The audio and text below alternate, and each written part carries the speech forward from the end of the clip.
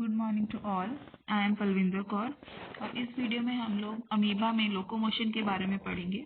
Last video में हमने morphology और इसका जो क्लासिफिकेशन है वो पढ़ा था, तो इस वीडियो में उसके कंटिन्यूएशन में ही हम लोकोमोशन के बारे में पढ़ेंगे इन अमीबा। अमीबा में जो लोकोमोशन होता है वो सूडोपोडिया की हेल्प से होता है और pseudopodia temporary finger like projections होते हैं। अमीबा में जो सूडोपोडिया है वो लोबोपोडिया टाइप के होते हैं, क्योंकि इसके अंदर दोनों ही एक्टोप्लाज्म और एंडोप्लाज्म प्रेजेंट होते हैं और ये थिक और ब्लंट होते हैं। नाउ जो सूडोपोडिया फॉर्म हो रहे हैं ये दो मेथड से फॉर्म होते हैं अमीबा में। पहला है प्रोफिलेंट मेथड, जिसमें कि लोबोपोडिया स्टेडली फ्लो, जो साइटोप्लाज्म है वो स्टेडली फ्लो करता है और लोबोपोडिया फॉर्म हो जाता है।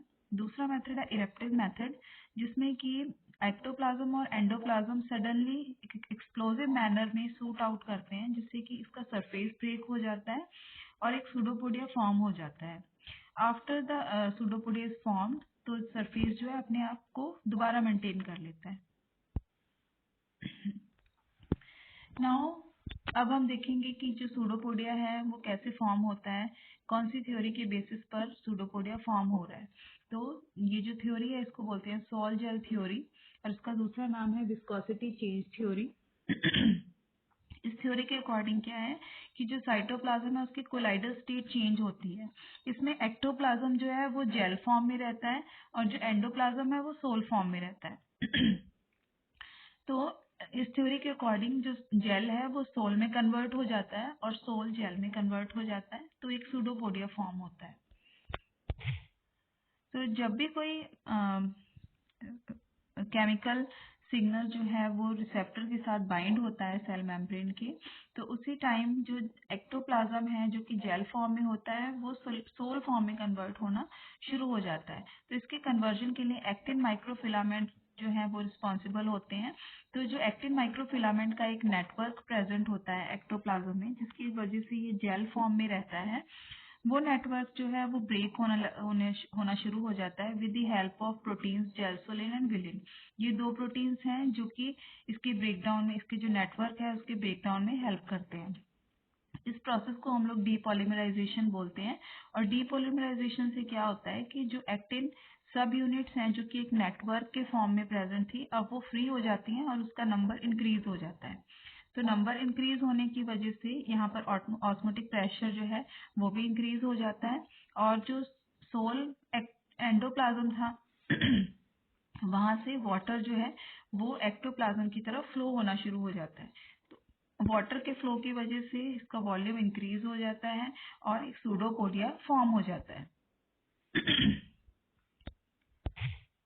तो इस डायग्राम में हम लोग देख सकते हैं कि पहले जो एक्टिन माइक्रोफिलामेंट्स जो कि एक नेटवर्क के फॉर्म में थी एक्टोप्लाज्म में, जैसे ही केमिकल सिग्नल्स रिसेप्टर के साथ अटैच होते हैं, जुड़ते हैं, तो ये फ्री हो जाते हैं, डीपॉलीमराइज हो जाते हैं और वाटर जो है एक्टोप्लाज्म की तरफ मूव करता है और उससे एक सूडोपोडिया फॉर्म हो रहा है।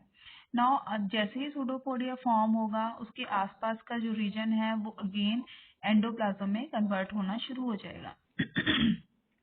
तो पहले जो जेल से सॉल फॉर्म में कन्वर्ट हुआ था, तो इसकी पेरीफेरी पर वो नाउ सोल से जेल में कन्वर्ट होना शुरू हो जाएगा, क्योंकि एक बार जो सूडोपोडिया फॉर्म हुआ है वो दोबारा से विड्रॉ भी होगा। तो इस प्रोसेस में जब एंडोप्लाज्म का जेलेशन होता है, एंडोप्लाज्म जो है जेल में कन्वर्ट होना शुरू होता है, तो इसमें क्या होता है कि एक्टिन माइक्रोफिलामेंट्स का रीपॉलीमराइजेशन होता है। एक्टिन माइक्रोफिलामेंट्स जो कि सब यूनिट्स में कन्वर्ट हो गए थे वो दोबारा एक नेटवर्क फॉर्म करना शुरू कर देते हैं।